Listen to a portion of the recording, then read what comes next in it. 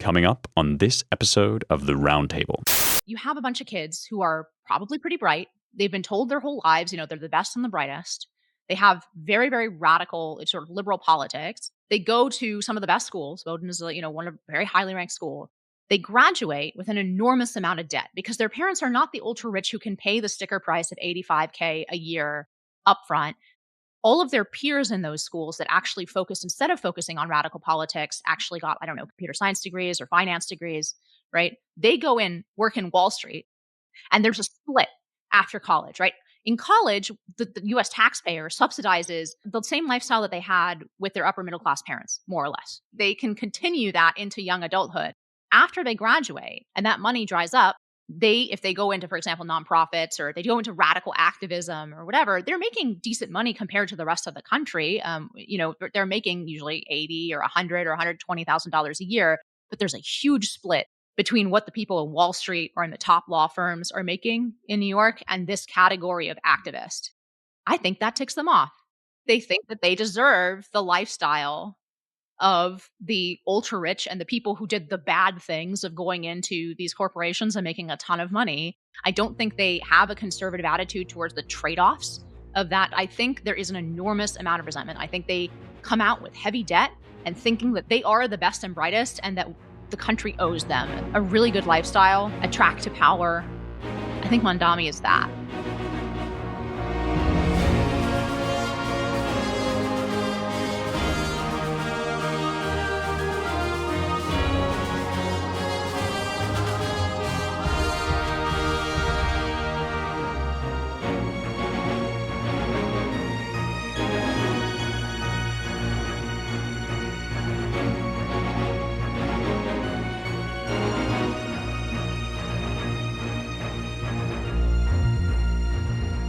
Hello, and welcome once again to the Roundtable, your weekly publishers and editors podcast here at the American Mind. I'm your host, Spencer Clavin, associate editor of the Claremont Review of Books and amateur rap editor of the American Mind. I am joined this week by publisher and president Ryan Williams, and a special guest, legal policy analyst at the Independent Women's Forum, sometime contributor to the American Mind, and very good friend of the podcast, Inez Stepman. Hi, Inez.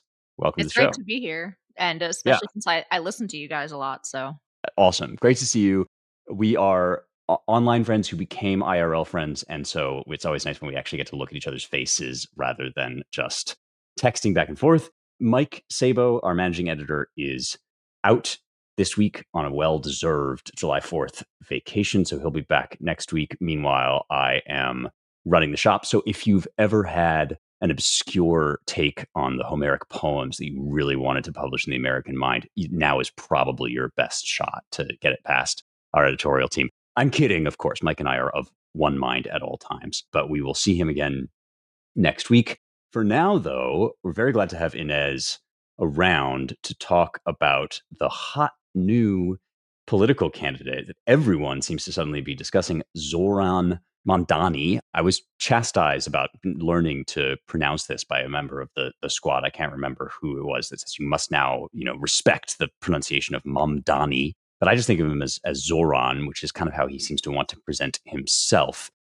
This is a New York State assemblyman, a young guy, 33 years old, who rose very suddenly from at least an outside perspective to prominence by winning the Democratic Party's nomination for New York City mayor. He's it's ranked choice voting in New York. So he was one among a number of candidates, and you could write in a bunch of them, I think up to 5. But the big and major piece of information about him is that he's a Democratic socialist. So he beat out Andrew Cuomo to win that nomination, kind of more, if this is quite the word I want, a more mainstream Democrat. It says something about New York, perhaps, that Cuomo is the sane, middle of the road Democratic candidate, but relative to Mamdani, he certainly is. Let's see, a few useful pieces of information about him.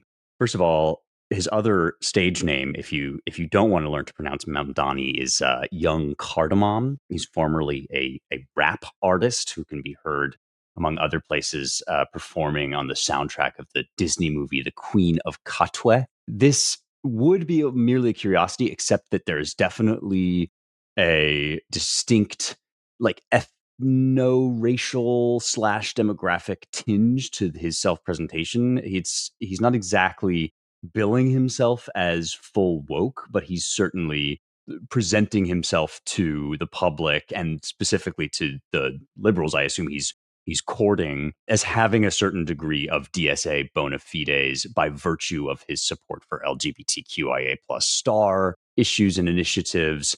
But also, and in a notorious video that went viral this week, by virtue of his support for Palestine, which he talks about while eating a kind of rice and beans takeout with his hands. So there's a certain degree of like racial authenticity that he's attempting to telegraph in combination with his socialist bona fides, and also like along the same lines, I guess he's looking to kind of present himself as the young rising upstart outsider to take the lead in the Democrat race for New York and perhaps more broadly. His policies themselves are to tax the rich, the 1%, to raise the corporate tax rate, I believe, to match New Jersey's, and most notoriously to open state-run grocery stores. This is supposed to be an answer to the problem of food deserts, where you can get fast food but not fresh produce.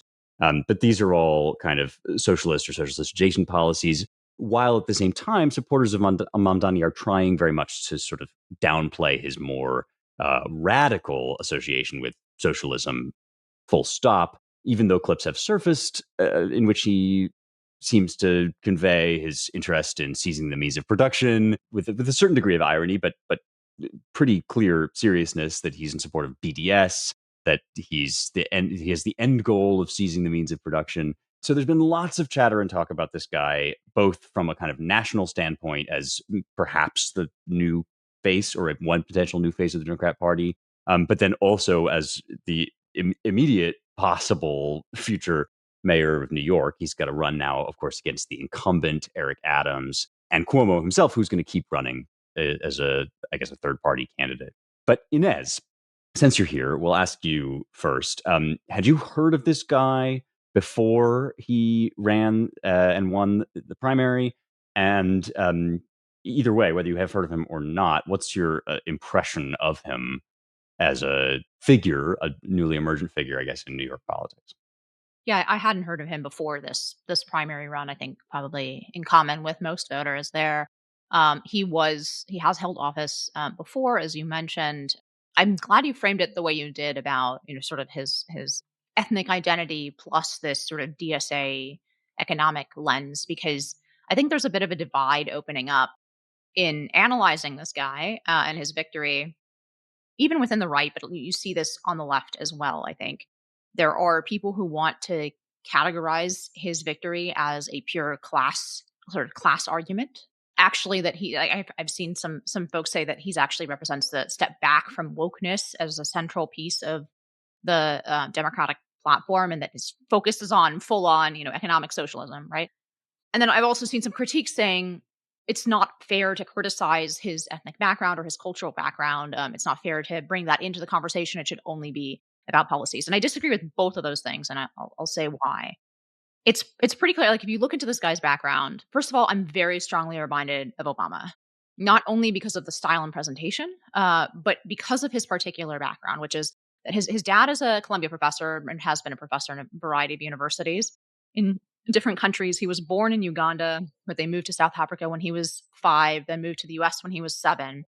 His mother is a film producer, also hopping around and working in a bunch of different countries. His dad was very involved in Ugandan politics, has had his citizenship stripped and then restored, is part of this ethnic Indian minority that lived in Uganda and has done very well there and has been very successful financially at sometimes raising the ire of their fellow Ugandans. And this is why it's become part of the politics there. I think this is really actually relevant. And I think it goes to a larger question where sometimes you see the sort of contemptuous analysis of, for example, the pro-Palestine protests that have those signs that say queers for Palestine, or And Mm. people on the right just scoffing at that and saying, well, don't they know they'd be thrown off a building? They're just idiots. They just don't know what they're doing. Right. And I think that's wrong. I think those two pieces of like very different types of people, generally speaking, and I'll get to Zohran and where he fits in there in a minute, but those two very different types of people with a common goal. One is the domestic campus, whatever you want to call it, wokeness, right? That cultural revolutionary perspective. And the other one is a like third world ethnic resentments perspective. And I think you see those coming together very, very clearly in these protests for Palestine, right? Where some of the attendees, it's very funny. Like there are two different types of protests in New York City, and they rarely come together both for Palestine. One is out in Bay Ridge, where there actually are a lot of Palestinians and recent immigrants from North African Muslim countries, and they have one kind of tenor. And then there's the protests in the West Village, which are the Queers for Palestine, right? And they have a different kind of tenor, both with the same goal. I think Mamdani sits extremely comfortably in the middle. This is somebody who gets his politics, I think, very much from his father's anti-colonialist worldview. Edward Said, who wrote Orientalism, is a friend of the family. Like he grew up having conversations with these people. And I think that he has used that worldview very, very much. And it has given him cred exactly in the academic anti-colonial context and the academic sort of cultural revolutionary context on campuses to have that kind of, sort of third world background. Because let's not forget the basic premise of that anti-colonialist worldview is that the United States and the West more broadly, we are rich and powerful and, have the good life because we stole it from the global South, the developing world. And I think, and they apply that same oppressor oppressed cadence to domestic issues where, you can have the exact same act, for example, a violent act, right? That is interpreted wildly differently by the narrative, depending on, whether the races are one way or the other in that act. And so I don't know. I think this all hangs together very well. I don't think it's right to understand him purely as a class warrior. I think the communism and the sort of anti-colonialism go hand in hand, just as they have in South Africa, in Uganda, right? In a lot of these places outside of the United States, and has been adopted very firmly by the academics and the left-wing radicals within our campus structure. And so that's why he reminds me of Obama. I know that, Obama kind of has that similar, it's a privileged academic, in some ways, ultimately Western background, but it's very much tied to, and you can say like sort of falsely adapting to some extent, the struggles of colonial, anti-colonialist struggles of the third world. And I think that's very much how he sees himself. I don't think he's first and foremost and only like economic communist. And you can see that in his proposals, like the time that he's something he's not backing away from, where he said we need to essentially redistribute from the richer and whiter areas. That's why we have to change the property tax to put higher taxes, not just on the richer areas, but on the richer and whiter areas, and redistribute money out to the browner and poorer, both areas. So I think it's very much a part of his worldview, and cutting it out and making him a pure sort of traditional Marxist is wrong.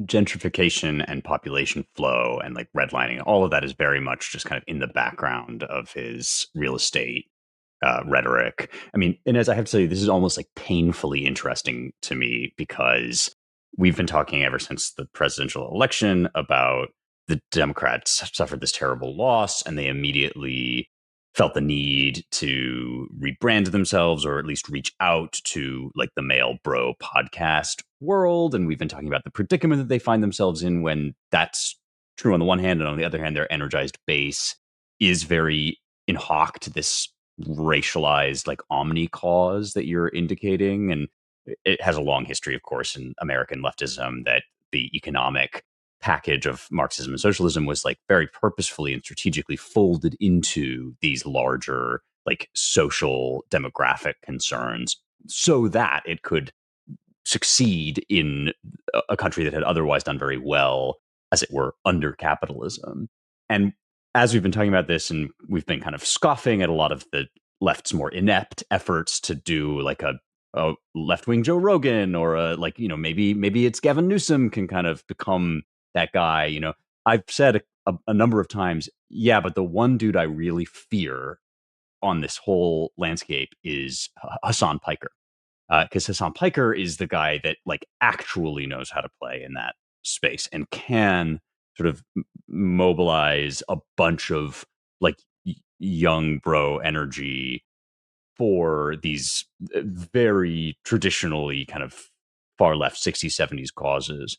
And I think that Mamdani is like a little bit more cringe than Piker. Like he has listening to him, I feel like his I've done a deep dive into his rap career, but I've also like listened to him on some podcasts, and he still sort of feels a little bit like stilted and politician-y. And Obama also had that, and it made him vulnerable to later critiques of him as like a sellout, which has always been a danger of people that want to play and lead this kind of like the Bolsheviks that want to lead this revolution always end up kind of vulnerable to the critique that they have become the man or whatever. And Obama suffered that. Mamdani could as well.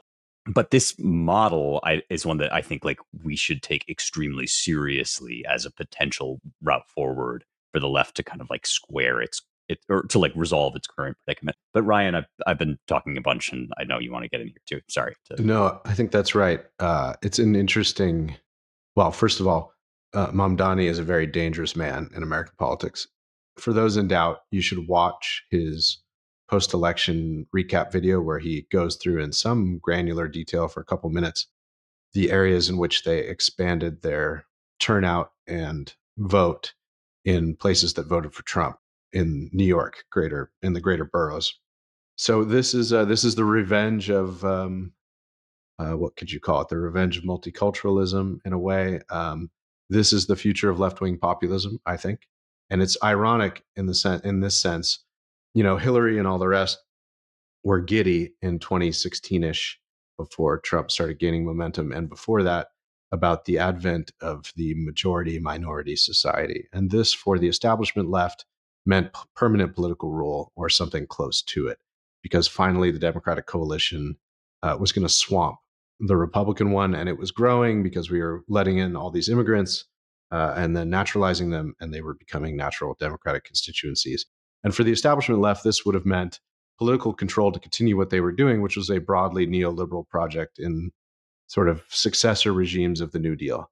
But actually, what it looks like is a real threat to them, an overtaking of that establishment. With Cuomo being the imperfect, in many, many ways, stand in for that establishment. They had flaws that outpace even Hillary's in some ways, especially if you localize them to New York.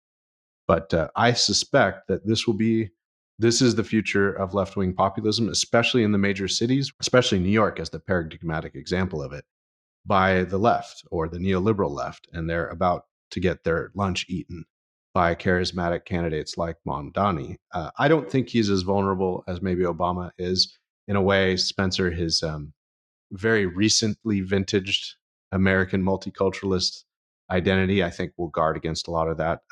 Eating food with his hands is part of that, I think, inoculation project. I mean, everything this man does is quite calculated. That seems very obvious. He's a good code switcher.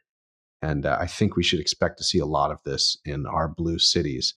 And what will be very interesting is one thing that I'm thankful for is that he cannot run for president because he's a naturalized citizen. And you will see AOC, I think, run in the next cycle, picking up and learning from a lot of the themes from folks like Mamdani. So, and I suspect he will be mayor. Maybe Inez has a different take, but I'd place his odds at probably 85 or 90% at this point. But we'll see. It's a weird system. The general election will not be ranked choice, so maybe you could have too many cooks in the Democratic coalitional kitchen, but it's not like Sliwa is going to win. Maybe Adams could squeak another one out. Unlikely. So this should be a warning sign to both the moderate left that seeks to reverse the trend that they experienced in the 2024 presidential election of getting their talking points to the extent that they wanted to be centrist and normal Joe and normal Kamala kind of overrun by their left wing. I think that will continue, and a wake up call for the Republicans who, as much as people want to say, I don't care about New York, I don't live there, this is why I moved to Kentucky or Texas or Tennessee. This is a national phenomenon, and it's going to be a formidable one, I think. So there's a few things I disagree with, and then obviously some larger things that I agree with about what Ryan just said. One is that I agree ultimately. I think this is going to be the pathway that Democrats seize on to try to get out of the Trump wilderness, right? And to move forward as a party, which right now they're in that 40 days in the wilderness kind of period, right? They're trying to figure out which way to go. I think this is very likely going to cement which way they go, especially about those, let's call them liberal centrists, even though they're definitely to the left of the center of America, right? But I actually think they're playing their prototypical role, their constant role, which is to raise some objections. Like the New York Times very clearly did not endorse Mamdani. They endorsed everyone but Mamdani. But ultimately, the entire Democratic establishment is folding around Zohran now, right? So as President Trump says, our Palestinian senator Chuck Schumer is meeting with him, endorsing him, right? All of the party bigwigs are. I think Clinton has come in and endorsed it. Like all of the establishment figures are folding around him now. I think they very much will, even with some of their objections. And who's the abundance guy? Ezra Klein. Ezra Klein, Who yes. voted for him.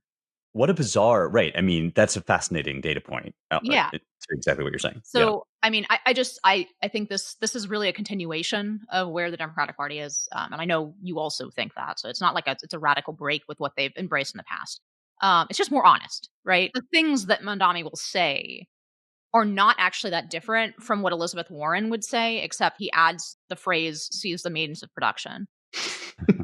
Although he is brushing that under the rug, interestingly. I mean, there's a negotiation, I guess, going on. Yes right and now. no, right? Actually, he's not backing off nearly as much as one would expect from all of that stuff. Like he said just last weekend that billionaires shouldn't exist, right? So I don't think he's really backing off a lot of this.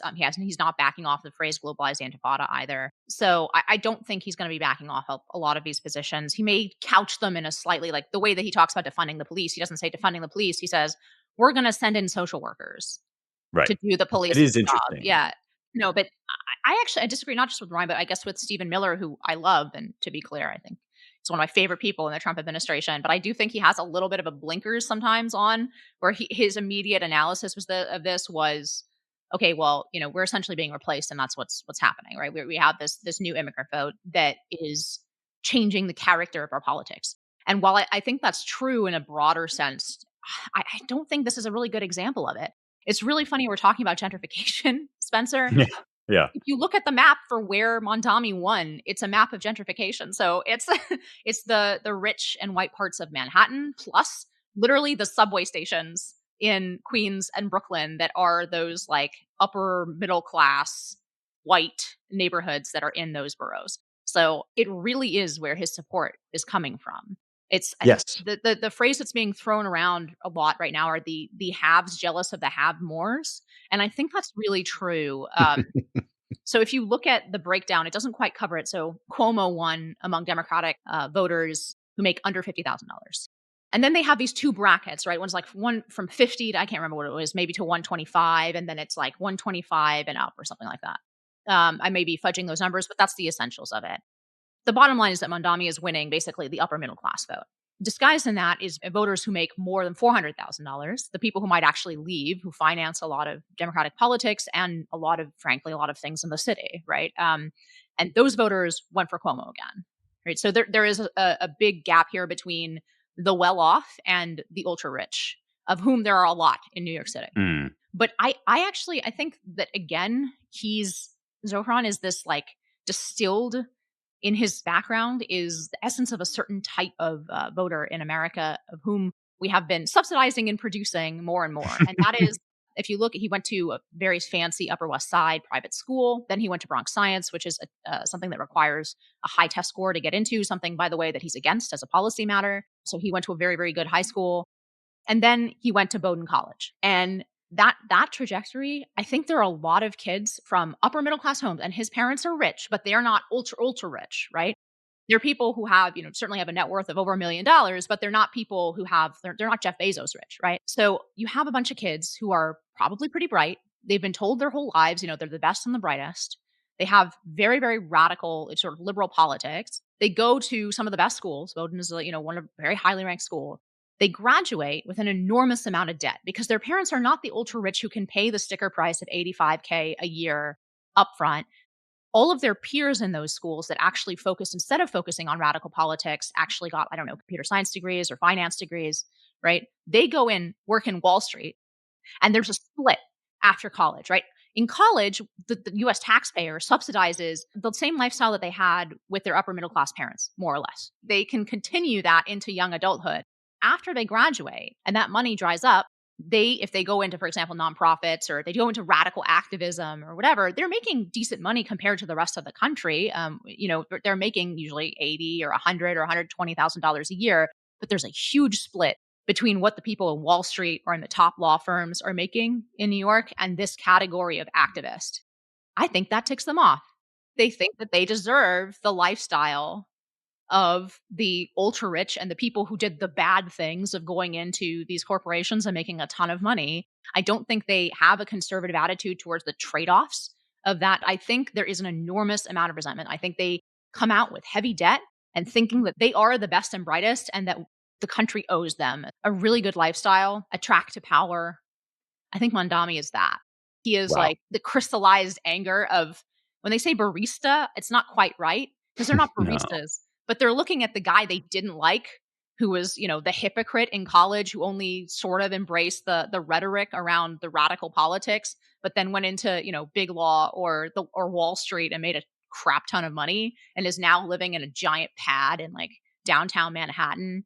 Right. I think they're mad about that. I really think they're mad about that. And I think that is some of the resentment that Zohran is tapping into comes from that. Okay. So every now and then go ahead. Just quickly, Spencer. Inez, I still have failed to detect your disagreement with me, though. Oh, just that like, for example, recent immigration is really the driver of his success. It really is this. It's not always the case, right. But in this case, it really is the woke white people that are driving, in my view. Like, I've looked through the numbers. I don't think that this is being driven by new immigration, by migrants, by, New York City obviously has a huge number of foreign-born people and always has in recent history, but I don't think that's really the change in the politics here. I think it's something else. I see. Amazing. Yeah, that's a great take. And it speaks to something that I've been noticing just recently. And then I will briefly say this and then we'll wrap it up because we got to move on to other topics. But it's not news to anybody that like a huge amount of very high end pop culture right now is literally just rich people are bad. Like you could name any number of Triangle of Sadness, Your Friends and Neighbors. Like I could just go down the list and rattle off like the number of times I've been to a movie or a TV show and then been halfway through and realized like, oh, the plot of this is literally just look how grotesquely rich these people are. And aren't they also kind of bad?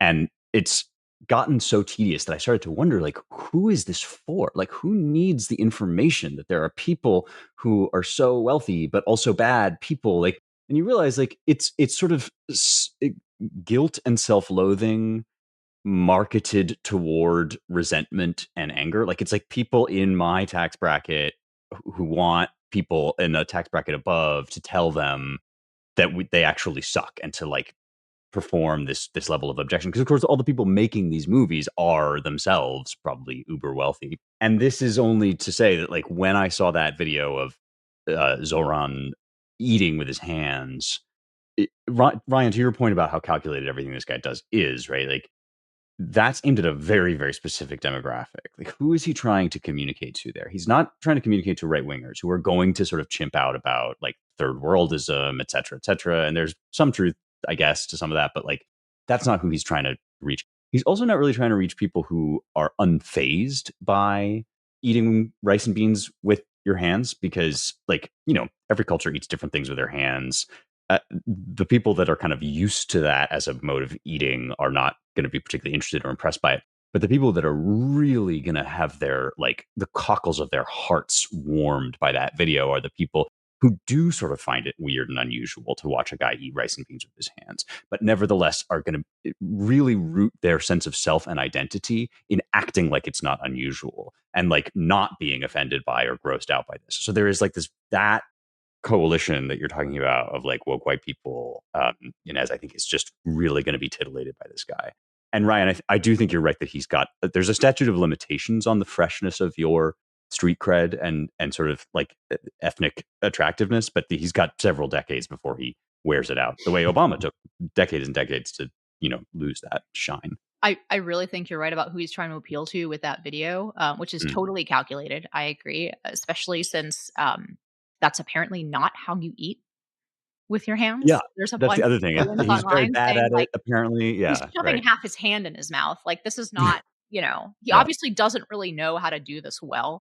But I think that's exactly it. He's not really even appealing. That's where I disagree. I think a little, at least with Stephen Miller, we'll see. mm, If Ryan, I think, is somewhere in the middle, but I don't think he's trying to appeal to his co-ethnics there. It's yeah, not that like straight ethnic appeal, which by the way has a long history in New York City.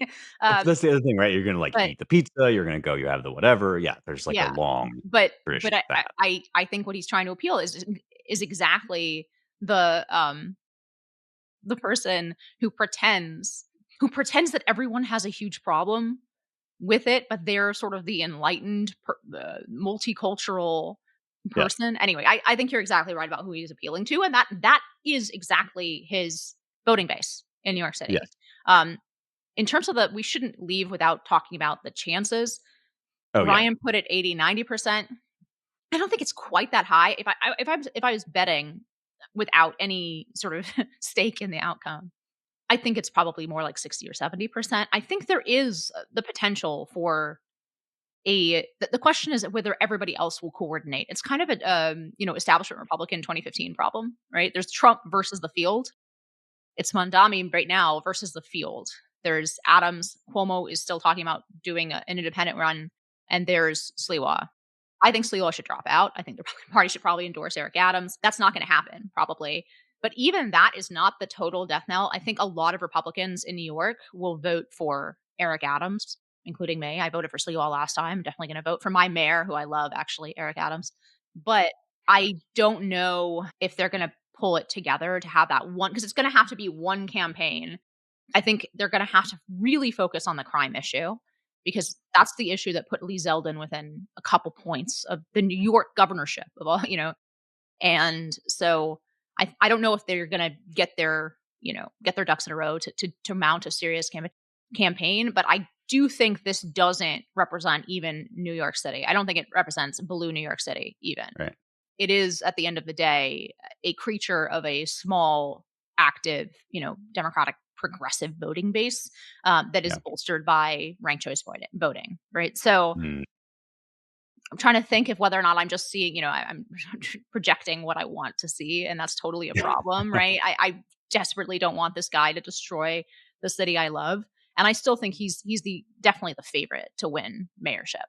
But I don't think it's a foregone conclusion. I think there's a lot of really wealthy people in this city who are going to do their best to prevent that from happening, and maybe they can exert enough pressure on the various candidates to force them into. I think it's going to be Adams, but whoever it is, we've got to get behind a single candidate if we're not going to be ruled by this guy for, I don't yeah. know. Yeah, See if I they can do think that. I think it'll be a test of your disagreement with me, Inez, to see, because Zoran in his video was touting the extent to which they turned out a lot of first time voters. Now that could be the lion's share. That could be young, resentful white liberals. But I think he made the argument that it was also a lot of new ethnic voters, or new immigrant voters, I should say more precisely, or more broadly maybe.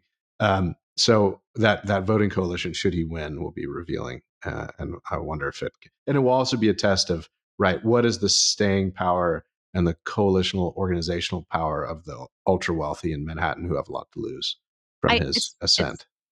it reminds me very much of California, where you might have a situation, to kind of split the baby here, where the white progressives choose Mamdani over, in this case, Cuomo, because Black and Hispanic voters in the Democratic primary went for Cuomo. But you might get the situation where essentially the white progressive base chooses a candidate, but the identification of ethnic minority voters with the Democratic Party is what puts the Democratic Party over the top, even with a candidate that they themselves don't prefer. That's basically the dynamics of California, where the radicalism of the Democratic Party is driven by college professors, and white people in San Francisco. But the fact that Democrats are essentially in a one-party state is driven by immigration.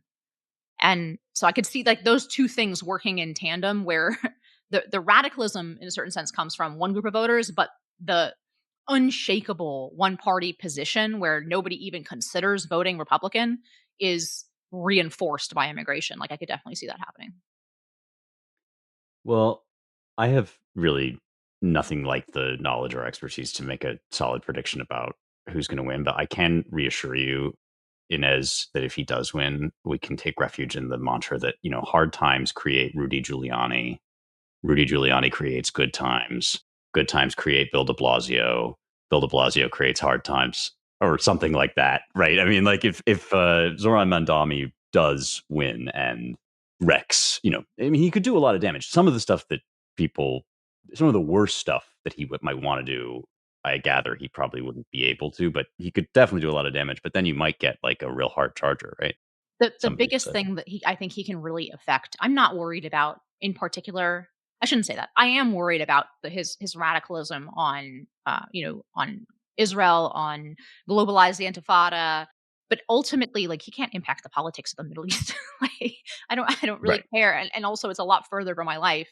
The issue that most worries me, where I think there will be a near immediate impact that will just get worse over time, is crime. Because Eric Adams put a bunch of cops in the subway, and Mondami is going to pull the cops out of the subway and maybe put social workers in the subway. I don't, that is something that's going to happen really quick. In a matter of months, it will have a measurable impact on quality of life in the city. So that's the issue that I'm most worried about him on. He can do a lot as mayor on that issue. And it's very, we're in a very precarious period where we had the rising crime. Eric Adams has actually done a good job of putting cops on the beat and enforcing the law to the extent he can without a DA who gives a crap whether people commit crimes or not. But he's done the best he can as mayor, and it's shown improvement. Like, New York City is safer and feels safer now than it did 2 years ago. Mhm. And that can reverse itself and get much worse even than 2 years ago, I think, very, very quickly, like in the first year of Mondami's administration. So that is the immediate impact. And frankly, I think whatever candidate ends up being the alternative, they need to run on that, because that is something that actually I don't think New York City is nearly as liberal as DC, San Francisco, LA, a whole bunch of these other progressive cities. I think that is, and I was my evidence for that is that I was the only person on the right, I think, who was consistently saying, no, Daniel Penny will get off. And not only did he get off, the holdout wasn't it wasn't on our side a single juror who wanted him to get off. It was a single juror who wanted to convict him. So even in a Manhattan jury, that issue of crime, I think, is just cuts through politics here. Now, maybe to the cycle point that you made, Spencer, maybe even 2 years is too short. It's like they've already forgotten that it was getting worse and people were really worried on the subway, because it's gotten slightly better over the last 2 years. Like, well, let's try this again. Here's a cultural assignment for some enterprising young aspiring novelist to write the updated Bonfire of the Vanities for our current Manhattan ethnic politics, with reference to the great Tom Wolfe novel, which is hilarious. If you haven't read it, go read it. Here was Tom Wolfe, When Comes Such Another. That's like, every 5 weeks or so, I have occasion to think that. Well, I'm going to call a bit of an audible because we had so much to say about this, and I bet we're going to have a lot to say about our next topic, but I'm going to hop over. Maybe we'll save for next time. We were going to do a little, let's check in on what's happening across the pond in the UK, if nothing else, to make ourselves feel better about what's happening in America. But we'll skip that for now because we have, as Ryan sort of predicted or foretold, it's a big time for Supreme Court decisions. June, especially, is the month which just ended, when a lot of big decisions tend to come out, and this summer has not been an exception. In particular, we wanted to talk about this decision on Trump v. Casa. It's Trump in the United States versus Casa Incorporated. And this is the occasion for it is the question of birthright citizenship, which is one that the Claremont Institute has obviously been interested and involved with for some time. The actual decision, by the time it reached the Supreme Court and the Supreme Court delivered a verdict, is about something else that the Claremont Institute is also kind of interested in, which is the relationship between the executive and the judicial branch and the relative power of each to contravene the other. So we start here with Trump's executive order on the nature of the 14th Amendment. This is Executive Order 14160, called Protecting the Meaning and Value of American Citizenship. And it deals largely with the part of the 14th Amendment where it said that all persons born or naturalized in the United States and subject to the jurisdiction thereof are citizens of the United States and of the state wherein they reside. That clause, and subject to the jurisdiction whereof, is the matter at issue. So the executive order claims that there are some people who are born in the United States, but not subject to the jurisdiction whereof. And the two cases that the EO gives are when that person's mother was unlawfully present in the United States and the father was not a United States citizen or lawful permanent resident at the time of said person's birth, or when that person's mother's presence in the United States at the time of said person's birth was lawful but temporary, such as but not limited to visiting the United States under the auspices of the visa waiver program or visiting on a student work or tourist visa. And the father was not a United States citizen or lawful permanent resident at the time of said person's birth. So to put it extremely crudely, this is about anchor babies, right? This is about limiting the situations in which illegal immigrants can have kids that then become citizens and complicate the question of their citizenship, their children's citizenship, so forth. Subsequently, you've probably heard a lot about this in the news, that there were a number of challenges to this executive order and 3 separate cases brought at 3 different appeals courts, district courts, asking for a stay on the order. And in both, or all 3 cases, rather, the district court ruled that the government cannot enforce this order not only against the plaintiffs, the individuals and the groups involved in the case directly, but against anyone. So this basically means canceling the executive order at the level of the district courts. And that is the question that ended up coming before the Supreme Court, not the question of birthright citizenship, which the court does not rule on here, as I understand it, really one way or another. But Amy Coney Barrett writes for the majority here. It's a 6-3 majority. And basically what they decide is, with some limited exceptions, district courts can't do this. This is, as Amy Coney Barrett notes in her opinion, kind of a bipartisan issue. It's been causing a logjam in a number of different presidencies under Trump 1, under Biden. ACB quotes a Harvard Law Review article to the effect that by the end of the Biden administration, we had reached a state of affairs where almost every major presidential act was immediately frozen by a federal district court. So this, right now, the immediate issues at stake have to do with immigration and Trump's agenda there. But this was also a major part of the fight over, for example, Biden's student loan forgiveness. And therefore, this decision, although it doesn't resolve the question of birthright citizenship, will have major consequences to do with the balance of power going forward.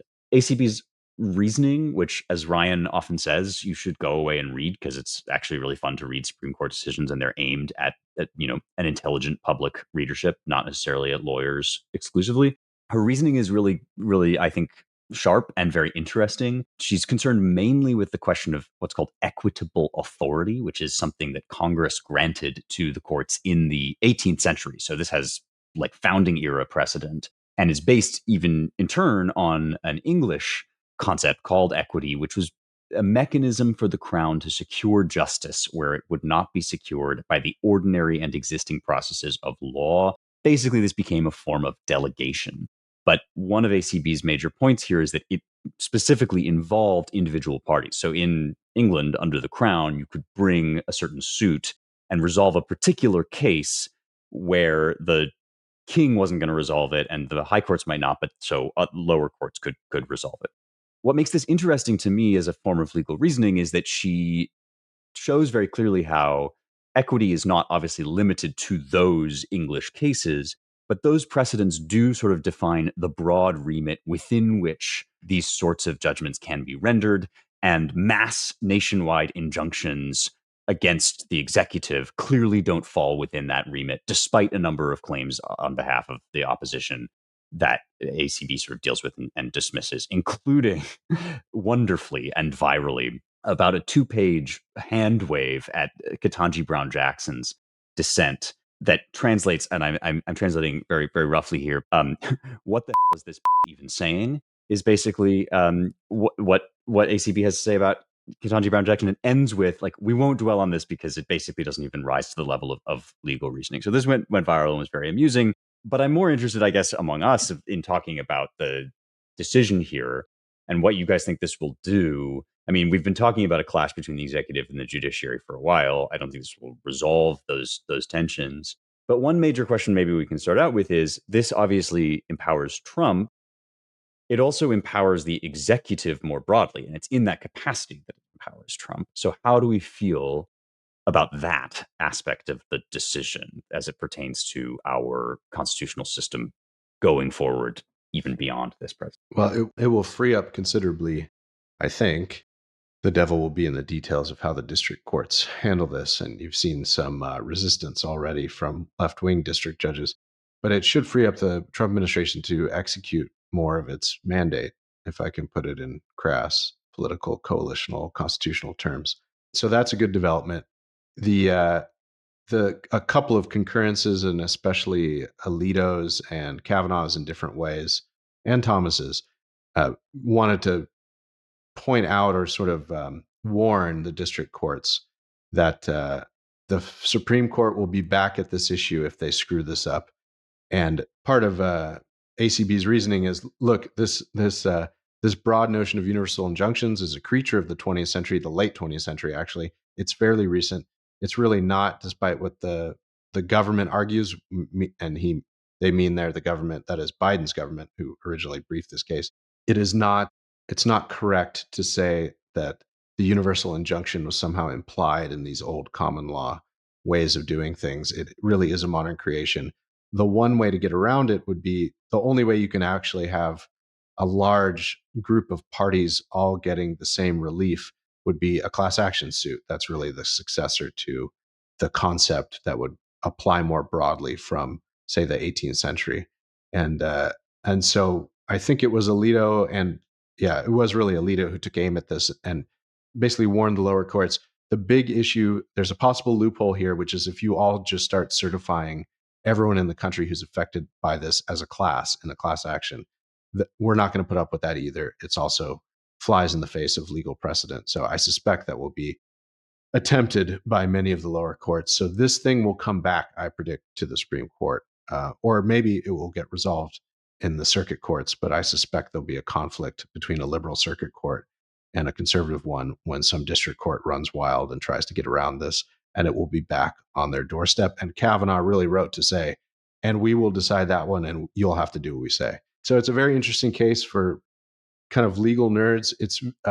It's wonderful to have somewhat of a resolution of this problem that has plagued modern executive action. And it's really the court's first big foray into this, and in a majority opinion where it had only existed in concurrences by Thomas or Alito or others in the past, saying this is an issue we need to take up.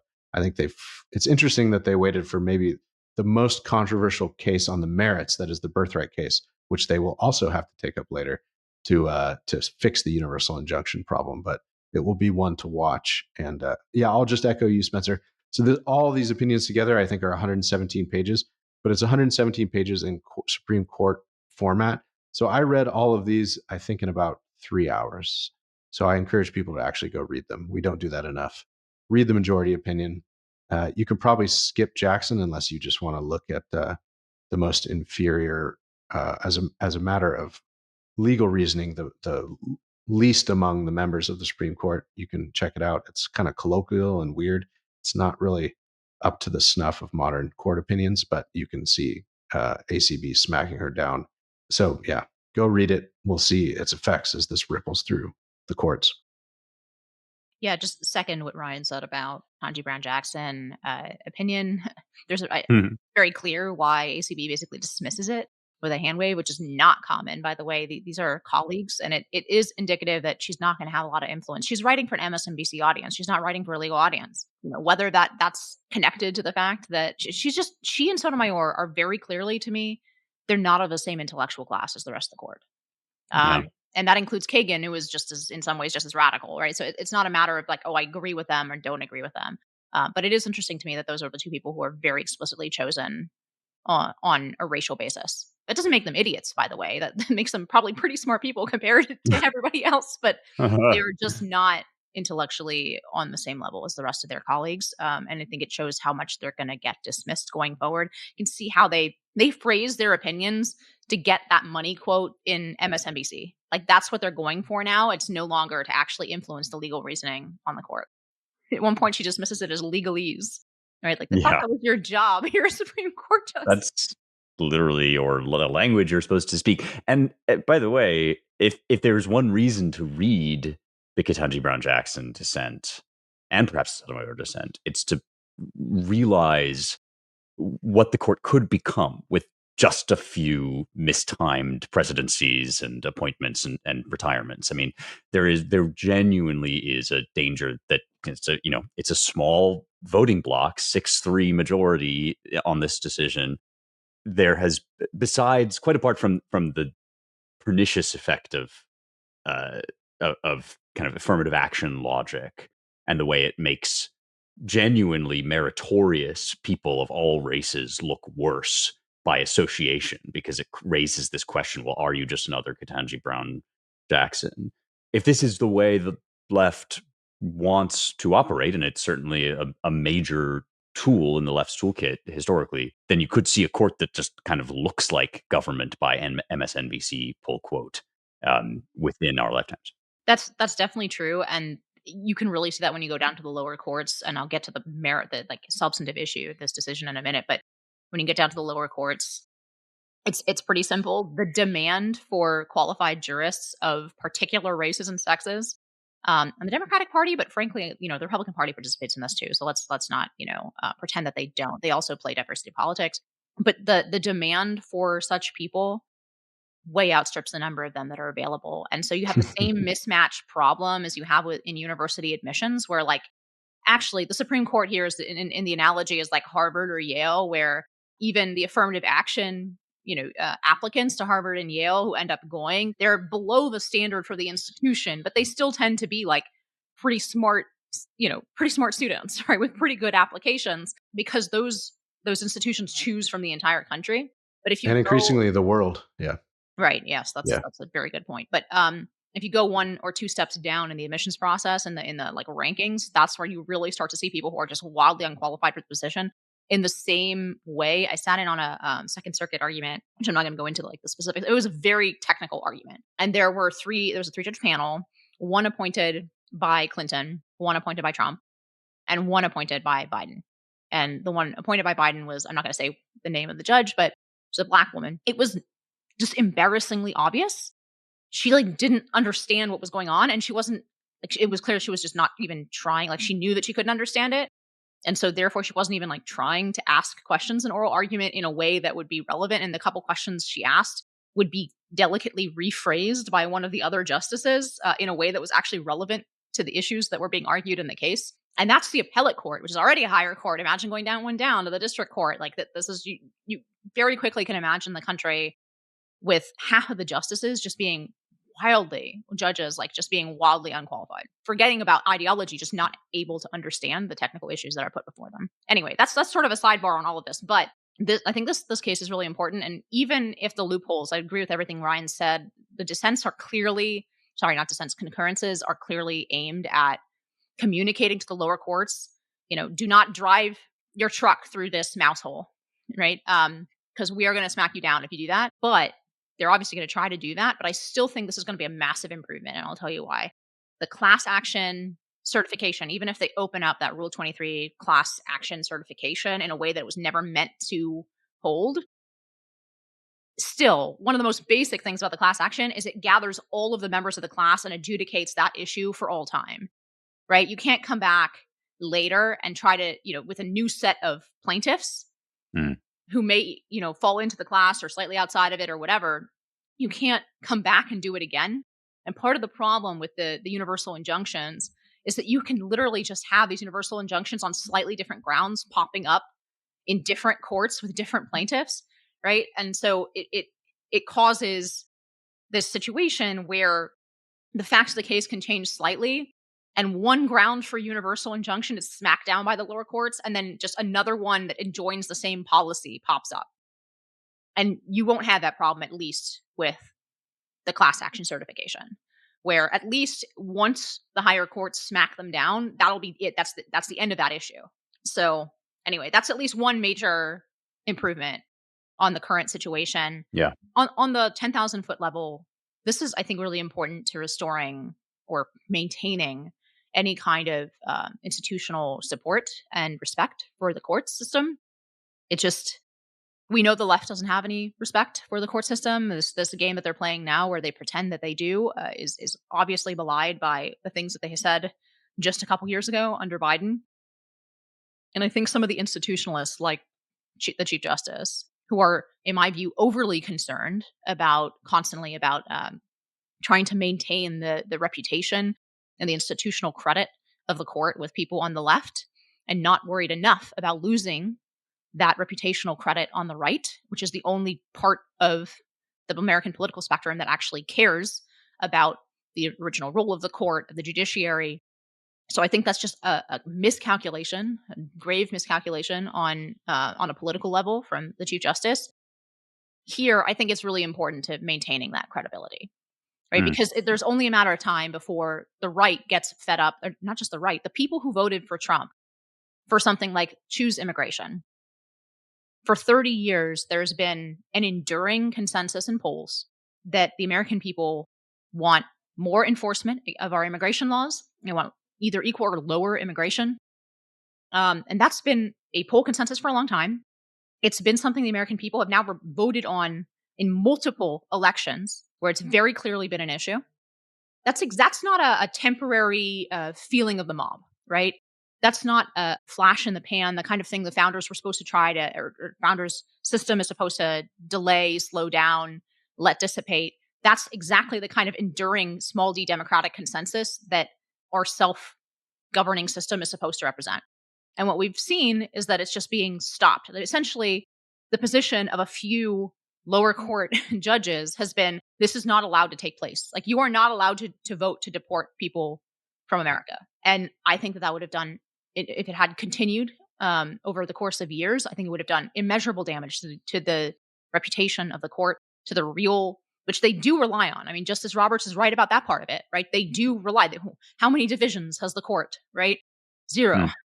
So I think this is not only very good in terms of the agenda of the Trump administration, a win for democratic governance, but also ultimately a very important thing for the reputation of the court and maintaining the legitimacy of the judiciary and its role in our constitutional system when it does have to sometimes go against popular will. So I think this is a real win for that. That's a terrific point, and speaks to, I mean, one of the largest kind of concerns that we have on this show over our years of doing it is the extent to which, like, consent and public trust are ultimately the sine qua non of, like, running a Republican system at all, small r. It also, I think, raises one of our ongoing themes, which is clearly the Supreme Court is correct that the judiciary is not the branch which should step in and block the executive's rightful wielding of the authority that's granted to it by the people. It's also true that the people have had, in the past, legitimate grievances and reservations and concerns about the kind of overweening executive and the imperial presidency. And if you have that concern, then the next step in this equation is for the people who are actually tasked with limiting the presidency to step up, and that's Congress, right? I mean, we talk about Congress all the time, but it's Congress who has the constitutionally vested authority and right, and indeed responsibility to tell the president where he has overstepped his bounds. And it makes much more sense from that public trust perspective that you alluded to, Inez, for it to be Congress, because Congress is also elected and is a multipolar body with many different coalitions represented, and so on and so forth. So it's like, I mean, when it was just Mike and I a couple weeks ago, we sort of had this conversation of like, this is the Trump 2.0 presidency seems to be kind of stage one of this process. If we're looking at a restorative kind of journey back to our system as described in the Constitution, step one is to resolve this power struggle between the executive and the judiciary, which this is a good step in that direction. Step two then is to restore the power of Congress as the representative of the people and their interests, where they may indeed conflict with even the executive. Yeah. In at least one of the concurrences, either Alito or Kavanaugh, they basically say the reason we're here is because Congress sucks. Correct. Yeah. Yes. Yeah. And that's exactly right. And and something that we've been saying. So, I'm not saying that the Supreme Court justices listen to the Roundtable podcast. I'm just not saying they don't. You listen to it. Can We I have add something on that on that precise point about Congress? Yeah. So I see two routes forward from here, both an improvement on the status quo. And I don't think we talk about what the status quo was enough in these discussions of the overreaching executive, right? The status quo was not that Congress was passing specified legislation and that the executive was implementing that legislation and the court was interpreting that legislation. That was not the government that we've been living under. Yes, that's what it says in the Constitution, but that is not, as the Claremont Institute knows well, is not what we have been living under for many decades now. The form of government we were living under was a combination of rule by unelected bureaucrats in the executive branch without real accountability to the president, and by courts who appropriately do not have direct democratic accountability. Mm-hmm. So our choice here, yes, the ideal is, I think this has the most likelihood to actually spur Congress to action for the first time in a century. That would be a very good thing. That would be my preferred outcome. I would like to live in a constitutional republic where we elect people to Congress and they pass the laws, the bills on Capitol Hill and all of that. To me, that would be the best possible outcome. The next best possible outcome is we have an extremely energetic executive who is elected every 4 years, but who has full control over not only all of the bureaucrats working under him and all of the policy coming out of the executive branch, but is not overly interfered with by the courts, who, after all, do not have a democratic legitimacy to them, right? Like they are attenuated, again, for a reason. Because if we're going to live in a system that doesn't quite look like our founding, I'd still much rather have a system in which I have a choice over my rulers and the policies that they set than one in which I don't. And that's what I actually think this is just, I owe Spencer a piece on this exact point, but I think Trump will be remembered, especially by, nerds who care about things like this, as one of the greatest restorers of both democratic and of constitutional norms in the last at least 50 years, maybe in the last 100 years, because we forget that the alternative was not the bill on Capitol Hill. It hasn't been for a century. So what you're saying is when we go to Crete and we establish the second best regime on Magnesia, it will have a powerful executive elected by the people, but unrestrained by the judiciary. And when we finally reach the Callipolis of the American regime as founded in our homeland, then the Congress will step up and take care. And just to put a final point on Inez's and my suggestion that this will improve a lot in the sort of the language of the court, which they rightly pointed out. So there are 677 district judges across the country. And the way that the current universal injunction works and its ability to halt and freeze executive action in any number of areas, all sorts of NGOs and public interest law firms, which are vastly outnumbered, there are many more on the left than on the right, and they're better financed. They just have to win in one place to halt an executive policy, and the executive has to win everywhere. So that's the asymmetry that this case fixes. We hope. We hope. And on that hope, we should probably close out. But we do have one note from a listener who wrote in. Listeners, we love when you write to us, by the way. And especially, we have a lot of very smart and keyed-in listeners who have comments and expertise in the areas we discuss. And this time, we heard from Frank DeVito, who's a lawyer. He's in fact been following the Scarametti decision closely. He's a religious liberty attorney by trade, he says, and I publish pretty frequently on these kinds of hot topics. So he gives us a couple notes. One is just to issue a correction. I think we said that the majority opinion was written by Neil Gorsuch. It was in fact written by Justice John Roberts. You're very kind to say we, Spencer. That was my mistake. One, the royal we. In French, one would say on a dit. Yes, Ryan. All right, then I'll point the finger right at you. Yeah. Ryan Williams, who has lots of other responsibilities, especially during this. My problem was I skipped to Thomas's concurrence, and Yes. he was eager to slap down Gorsuch's reasoning for Bostock, so I kind of ran it back the wrong way and forgot that it was the chief that wrote it, which makes sense. And do you know what? When you said that, I am also to blame because I had the thought in the back of my head. Wait, I thought it was Roberts, but I did not speak up, and so therefore I am equally. I had my chance. Your excuse was you feared for your job and livelihood. So, Precisely, yeah, exactly. For my life, in fact, I knew that you would come to my house. The other thing, the other thing that Frank has to say is more aimed at me, which is that I had sort of suggested that this decision in Scrimeti, which is a good decision, had kind of cut against the logic of Bostock, which is Gorsuch's notoriously bad decision about employment discrimination against trans people and by extension, sort of LGBTQ people more generally. He says, I do think the tortured reasoning of Bostock is still distinguishable from Scrimeti on the facts. In Scrimeti, it is obvious that there is no sex-based discrimination because no child of either sex can receive certain treatments for gender dysphoria. In Bostock, the issue is that Gorsuch argued the discrimination was sex-based because, for example, a biological man was prevented from wearing a dress to work, while a woman in the same situation would be permitted to wear the same dress. Again, the reasoning is awful because this isn't what sex discrimination is about, but it is distinguishable from the law at issue in Scrimeti. So this is very interesting. Frank had more to say that was also interesting, and if I had time, I would read it all. But another thing I thought as I was kind of making that point is maybe I should say the typical thing, which is I am not a lawyer, as I make this point. But it's such a meme at this point, and everyone knows that I'm not a lawyer, that I felt like I shouldn't say it. But I should have said that. I'm not a lawyer. And so I'm glad that somebody who is a lawyer actually wrote in to say that there is a distinction here, which means that Bostock is not necessarily slated for people. It's a really important distinction. It's something that we rely on in the Independent Women's Law Center because we filed some of these Title IX cases. Because exactly what you said, there's basically, again, one of the problems with the lower courts is that this case opened the floodgates for the lower courts to do exactly what everyone knew they were going to do, which is why people objected so strongly to the Bostock decision.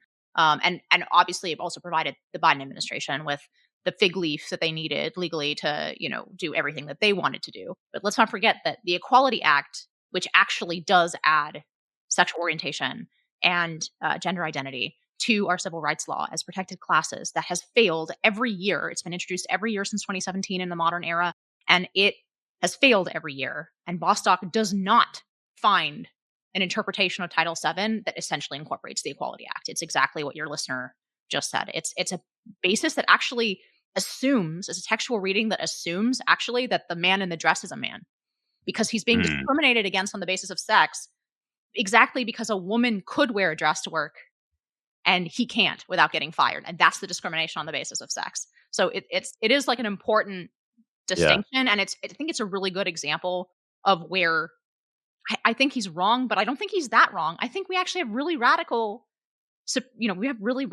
rights laws.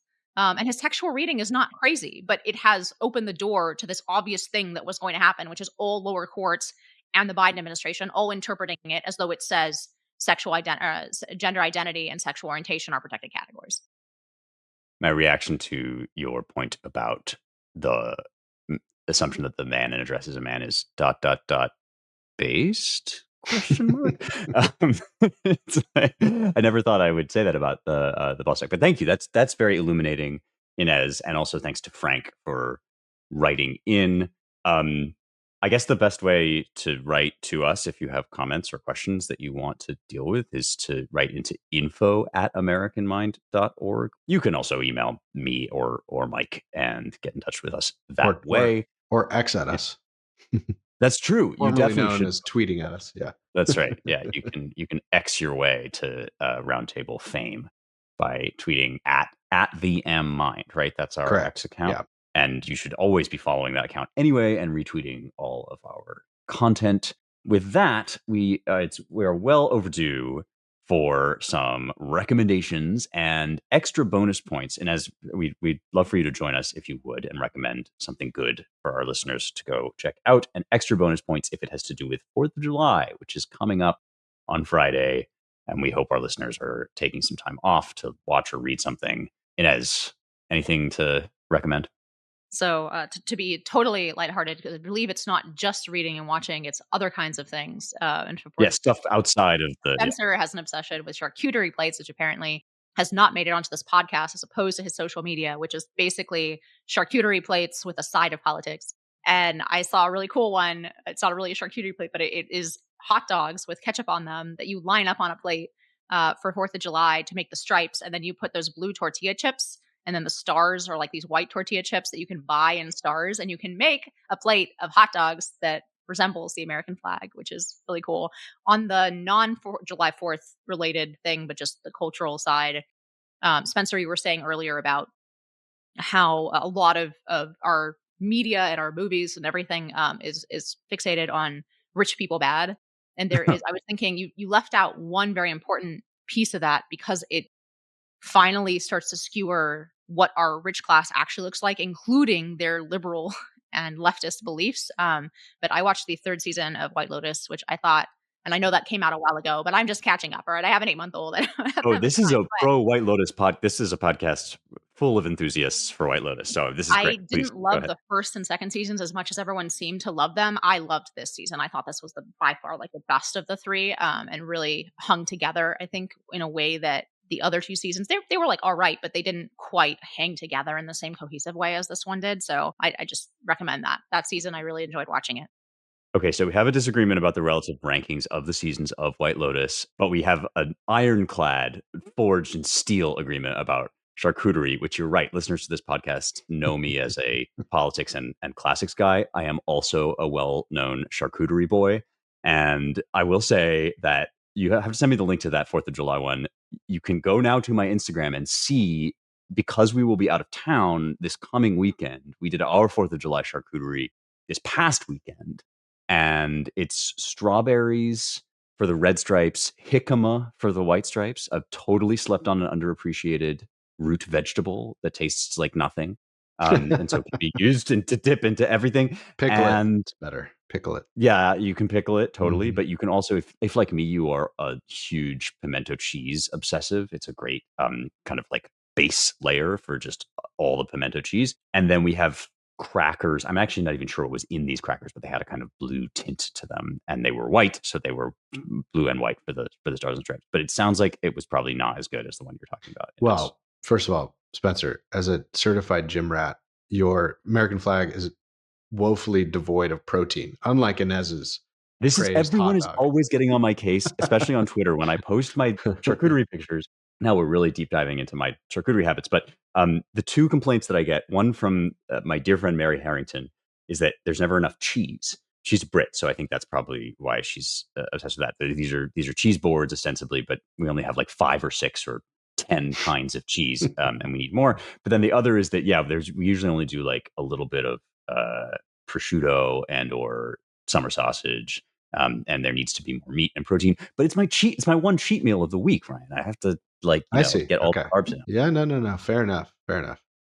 Yeah. Anyway, what's your 4th of July or other recommendation? Oh, I'm gonna like diverge a little bit and just plug the Publius Fellowship, which is currently underway.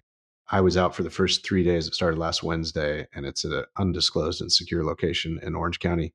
And I am taking the whole family out tomorrow, and we'll hang with the Publius Fellows. So my 6.5-year-old Albert and 2.5-year-old Sadie. It's a lot of fun to take them out, especially Albert, who's now been out like 3 or 4 years in the row, because he becomes the mascot of the Publius Fellows, who are usually, the oldest one is usually an outlier at like 30-ish, and that same is true this year. So it's a lot of 22, 23, 24-year-olds. And so, maybe they feel an obligation to be nice to my son, but he is charming too, so that helps.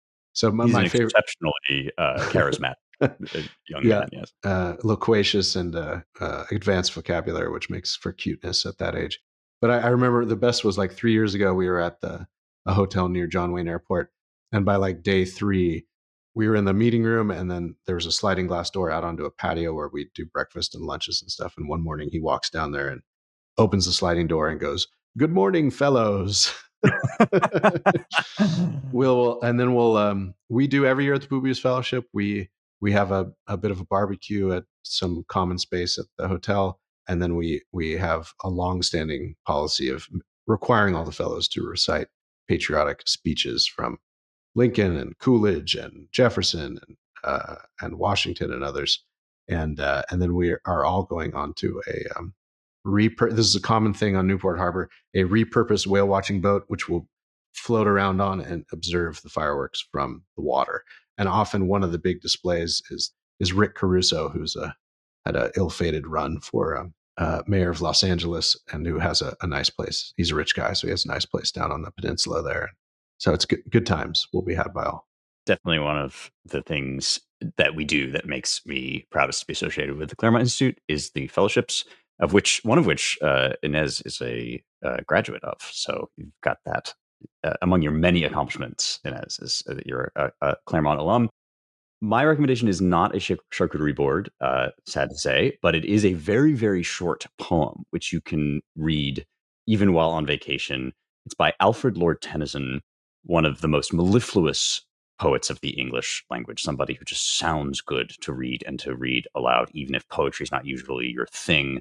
All of his stuff is terrific, but he has a very short and little known poem called England and America in 1782. He wrote it in 1874. The subject that we were going to talk about but did not have time to cover was the dire state of politics in the UK under the Labour government. And it's therefore particularly appropriate, I think, this year to read Tennyson's wonderful tribute to America. Tennyson, British poet, but he's writing, addressing England, telling her, the country, that she should be proud to have created a country like the United States, and even suggests, I think quite presciently, it turns out, that America was going to have to reteach England the lessons that England taught the world, and reteach England its own sort of rights and freedoms. I'll just read a very short passage from it, and then you should go read the whole thing. "O thou that sendest out the man to rule by land and sea, strong mother of a lion line, be proud of those strong sons of thine who wrenched their rights from thee. What wonder if, in noble heat, those men thine arms withstood, retaught the lesson thou hadst taught, and in thy spirit with thee fought, who sprang from English blood."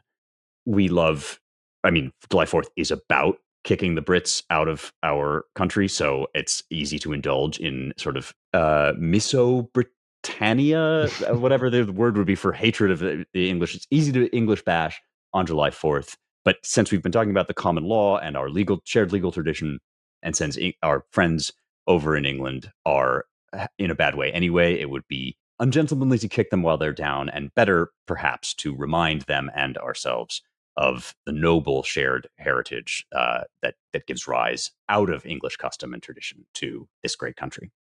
With that, we are well over time. We've had so much fun stuff to talk about that we gotta go. We gotta say goodbye and wish you a very happy 4th of July. Thank you all for listening to the Roundtable. If you like this podcast and you want to know more about the stuff we do at the Claremont Institute, there's lots of ways you can do it. We've alluded to a few. Primarily, you should go to AmericanMind.org and read our website, to which this podcast is directly connected. But you should also check out our sister publication, the Claremont Review of Books, at ClaremontReviewOfBooks.com. You should look at the work that we're doing through our DC Center for the American Way of Life at dc.claremont.org. And you should donate. Cough it up to support us, you cheapskate, at claremont.org/donate, because the podcast is free, but keeping the lights on ain't. Very happy 4th to you all. Thanks to our production and engineering crew, the brothers G, Jake, and Ryan Gannon, and thanks to you all for listening. We will talk to you next week.